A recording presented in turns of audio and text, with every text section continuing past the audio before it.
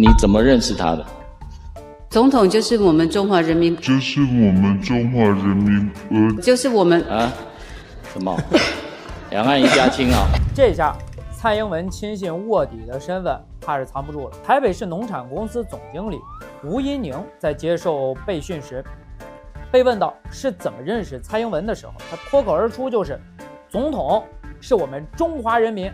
说到一半，他迅速反应过来，立马捂嘴咳嗽，掩饰尴尬。国民党质询议员听后是直接笑出了声，还调侃他“两岸一家亲哦”。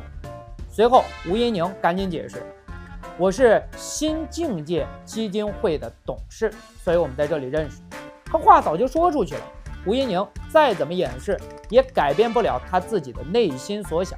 无独有偶，要说吴怡宁资历浅，心里藏不住事儿也正常，可没想到蔡英文也是心口不一的人。在一次公开会上，他也曾强调中国台湾必须要勇敢团结。或许他们早就看清了两岸统一的形势，只是热衷于搞事情，才出现了这些笑料吧。